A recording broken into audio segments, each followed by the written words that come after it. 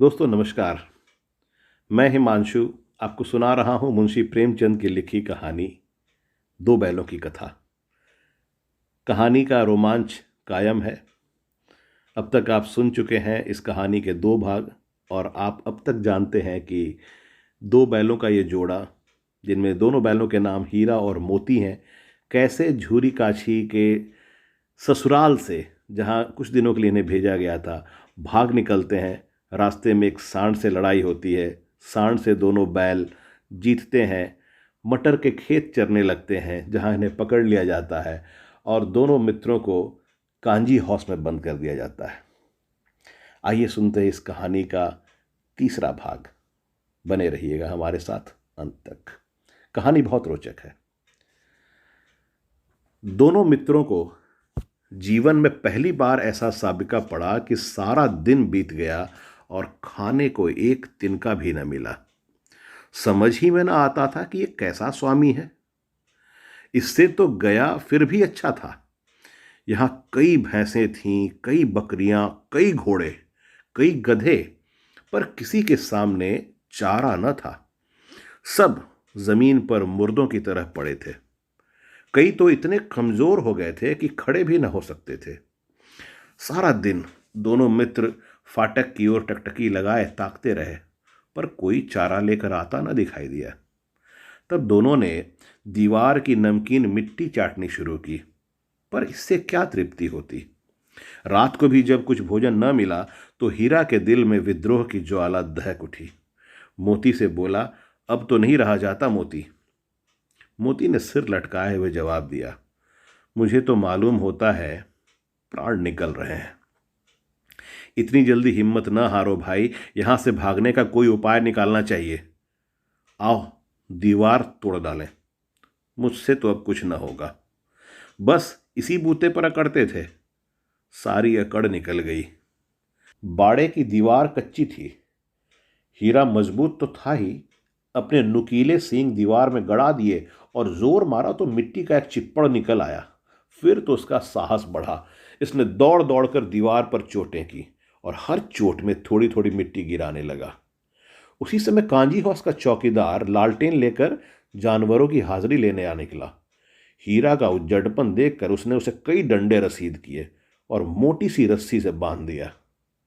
मोती ने पड़े पड़े कहा, आखिर मार खाई, क्या मिला? अपने बूते भर जोर तो मार दिया। ऐसा जोर मारना किस काम का कि और बंधन में पड़ गए? जोर तो मारता ही जाऊंगा, चाहे कितने ही बंधन पड़ते जाएं। जान से हाथ धोना पड़ेगा। कुछ परवाह नहीं, यूं भी तो मरना ही है। सोचो, दीवार खुद जाती तो कितनी जानें बच जाती। इतने भाई यहां बंद हैं, किसी की देह में जान नहीं है। 2-4 दिन और यही हाल रहा तो सब मर जाएंगे। हाँ, ये बात तो है। अच्छा तो ला, फिर मैं भी जोर लगाता हूं। मोती ने भी दीवार में उसी जगह सींग मारा। थोड़ी सी मिट्टी गिरी और फिर हिम्मत बढ़ी। फिर तो वह दीवार में सींग लगाकर इस तरह जोर करने लगा मानो किसी प्रतिद्वंदी से लड़ रहा है। आखिर कोई 2 घंटे की जोर आजमाई के बाद दीवार ऊपर से लगभग 1 हाथ गिर गई। उसने दूनी शक्ति से दूसरा धक्का मारा तो आधी दीवार गिर पड़ी। दीवार का गिरना था कि अधमरे से पड़े हुए सभी जानवर चेत उठे। तीनों घोड़ियां सरपट भाग निकलीं, फिर बकरियां निकलीं, इसके बाद भैंसें भी खिसक गईं, पर गधे अभी तक ज्यों के त्यों खड़े थे। हीरा ने पूछा, तुम दोनों क्यों नहीं भाग जाते? एक गधे ने कहा, जो कहीं फिर पकड़ लिए जाएं। अरे तो क्या हर्ज है, अभी तो भागने का अवसर है। न, हमें तो डर लगता है, हम यहीं पड़े रहेंगे। आधी रात से ऊपर जा चुकी थी। दोनों गधे अभी तक खड़े सोच रहे थे कि भागें या न भागें, और मोती अपने मित्र की रस्सी तोड़ने में लगा हुआ था। जब वो हार गया तो हीरा ने कहा, तुम जाओ, मुझे यहीं पड़ा रहने दो, शायद कहीं भेंट हो जाए। मोती ने आंखों में आंसू लाकर कहा, तुम मुझे इतना स्वार्थी समझते हो हीरा? हम और तुम इतने दिनों एक साथ रहे हैं, आज तुम विपत्ति में पड़ गए तो मैं तुम्हें छोड़कर अलग हो जाऊं? हीरा ने कहा, बहुत मार पड़ेगी यार, लोग समझ जाएंगे ये तुम्हारी शरारत है।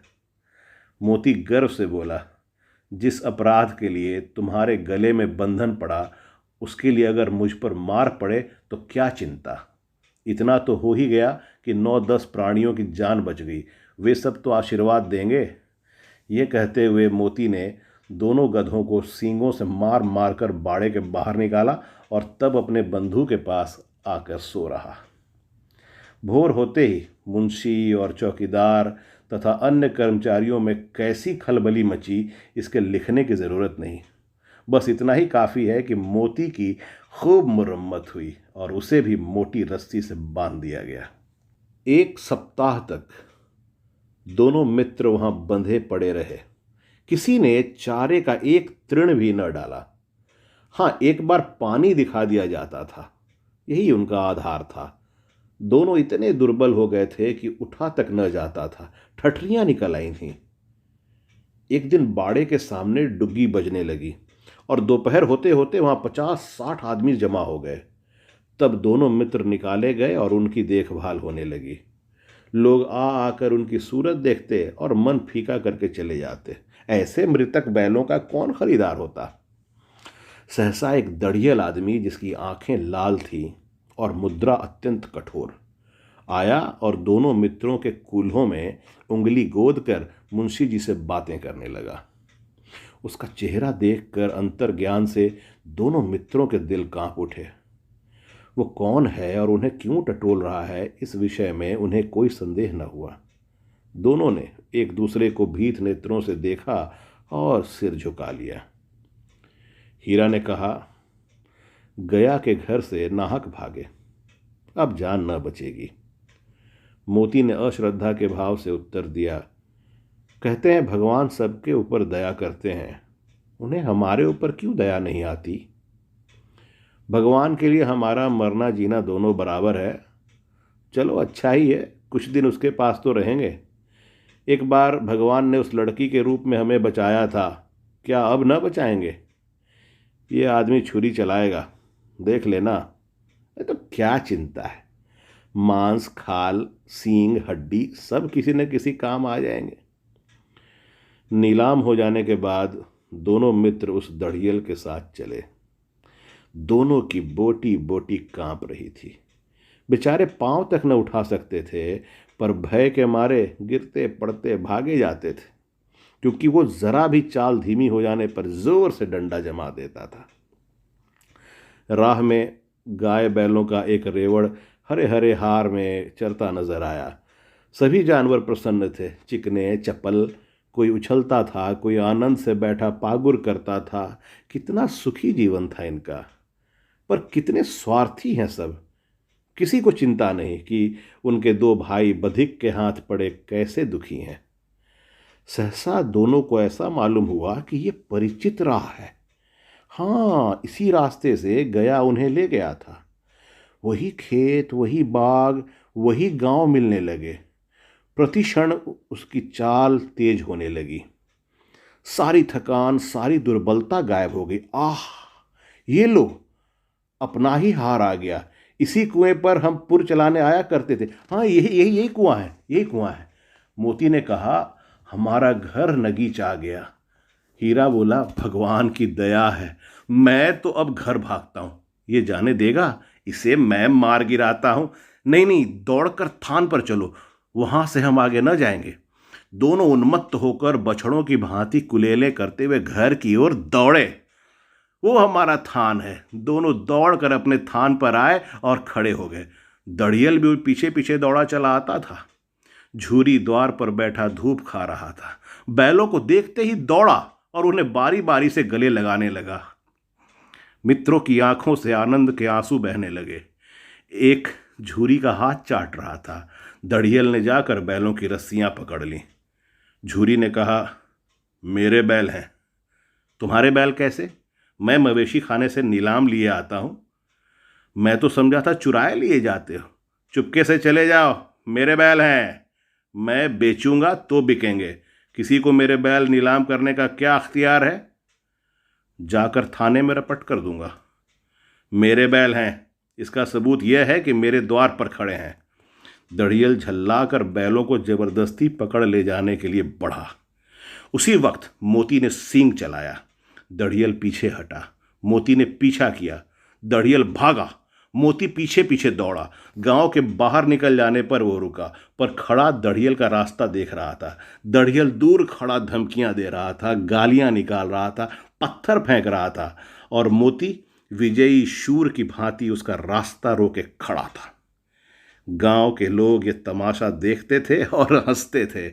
जब दड़ियल हार कर चला गया तो मोती अकड़ता हुआ लौटा। हीरा ने कहा, मैं डर रहा था कहीं तुम गुस्से में आकर मार न बैठो। अगर वो मुझे पकड़ता तो मैं बेमारे न छोड़ता। अब ना आएगा। आएगा तो दूर ही से खबर लूंगा, देखूं कैसे ले जाता है। जो गोली मरवा दे। मर जाऊंगा पर उसके काम तो ना आऊंगा। हमारी जान को कोई जान ही नहीं समझता, इसलिए कि हम इतने सीधे हैं। ज़रा देर में नांदों में खली, भूसा, चोकर और दाना भर दिया गया और दोनों मित्र खाने लगे। झूरी खड़ा दोनों को सहला रहा था और 20 लड़के तमाशा देख रहे थे। सारे गांव में उत्साह सा मालूम होता था। उसी समय मालकिन ने आकर दोनों के माथे चूम लिए। दोस्तों, इसके साथ ही ये प्यारी सी कहानी दो बैलों की कथा समाप्त होती है। उम्मीद करता हूँ कि मुंशी प्रेमचंद की लिखी ये कहानी आपको पसंद आई होगी। ऐसी ही प्यारी कहानियों के लिए हमारे साथ बने रहें। तब तक के लिए विदा लेता हूँ। स्वस्थ रहें, सकुशल रहें। धन्यवाद।